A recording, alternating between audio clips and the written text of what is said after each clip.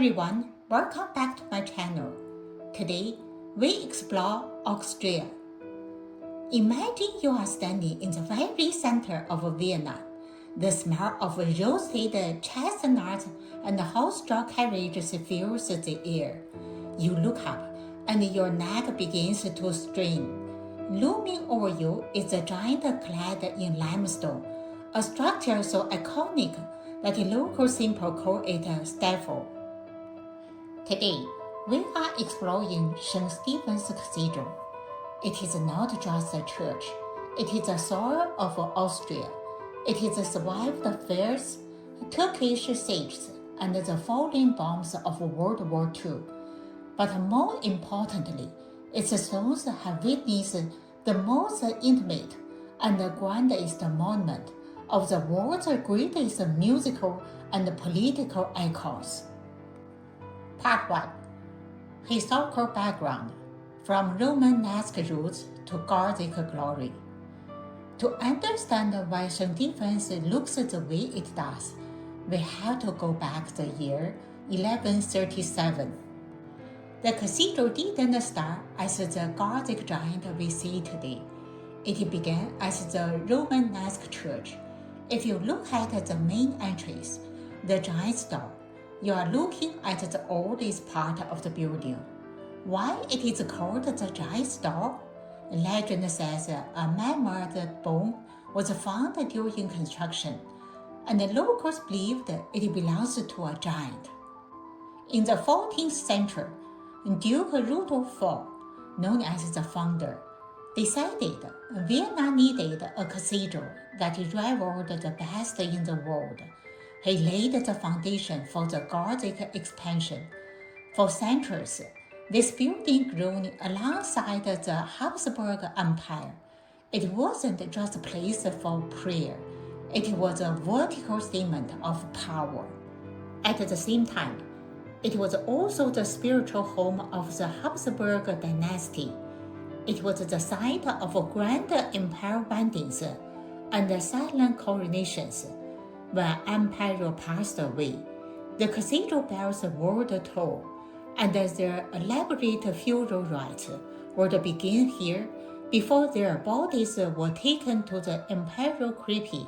Though, in a strange twist of tradition, many of their internal organs remained here, preserved in the ducal crypt beneath our feet.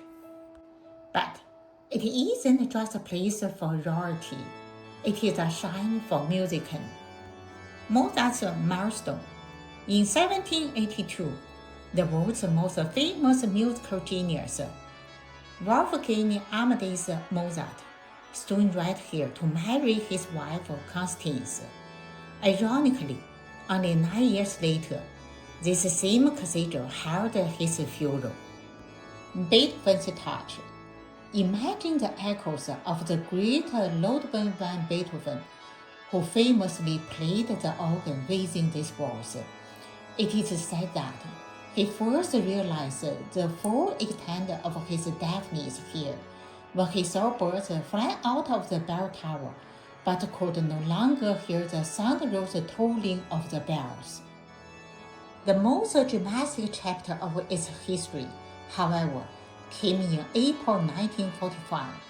As World War II was ending, fires from neighbor shops spread to the cathedral. The roof collapsed, and the famous Pomeranian bell fell and shouted. Many thought the heart of Vienna was dead, but in a miracle of national unity, Austrians from every province donated money and materials to rebuild it in just 7 years. When you look at it today, you are not just looking at medieval stone, you are looking at a symbol of Austrian resurrection. When you touch these walls, you are touching the same limestone that Mozart and the emperors once leaned against. Part 2. Exterior architecture. The roof of a million colors. Now, let's step outside and look up. What makes St. Stephen's unique among all the cathedrals in Europe? It's the roof. While most cathedrals have dark lead or slight roofs, St. Stephen's bears a cost of 230,000 glazed tiles. They form a brilliant zigzag patterns in blue, white, and yellow. On the south side, the tiles recreate the double-headed eagle, the symbol of the Habsburg Empire. It's a crown that sparkles in the sun, making the building look like a piece of jewelry in the middle of a stone city. Then there is the South Tower, the Cathedral. At 136 meters, it was the highest point in the Austro-Hungarian Empire. For centuries, no church in the empire was allowed to be built taller. It served as a watchtower for fighters and a military lookout during the siege of Vienna. On the north side stands the unfinished tower. Why it is shorter? Legend says the architect broke a pact with the devil and fell to his death. In reality, the era of Gothic axis simply ran out of money. But today, the tower houses the new Palm, one of the largest swinging bells in the world, cast from the molten carnage of the defeated Ottoman army. Part 3. Interior features, the forest of stone. Let's push open those heavy doors and step inside. Immediately, the temperature drops, the light dims, and the air fills thick with incense and thyme. The interior is a whole church design, meaning the side aisles are almost as tall as the center.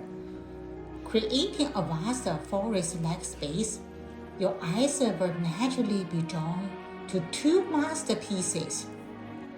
The stone pulpit, carved by Anton Pilgrim. This is a miracle of later Gothic art. It looks like it's made of soft butter, not hard stone. Look closely at the railing. You will see lizards and toads fighting. This represents the struggle between good and evil. And tucked underneath is the window picker, a self-portrait of the artist looking out from a stone window. The high altar, a baroque explosion of black marble and gold, depicting the stoning of St. Stephen, the first Christian martyr. But the real secrets lying beneath your feet. Below the nave are the catacombs. This is the dark side of history. Here lies the remains of over 11,000 people. More importantly, it contains the ducal crypt, where the internal organs of the Habsburg emperors are preserved in bronze jars. It is a macabre but fascinating tradition that reminds us even the most powerful rulers were mortal. Last part, conclusion. More than just a stone. As we conclude our tour, I want you to think about one thing. St. Stephen's Cathedral is a living organism. It is constantly being cleaned because the soft limestone turns black from pollution. It breathes with the music of its massive pipe organ and the footsteps of millions of visitors.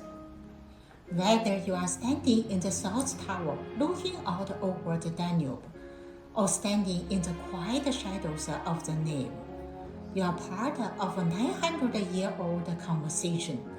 It is a monument of human ambition, artistic genius, and above all, the resilience of the human spirit.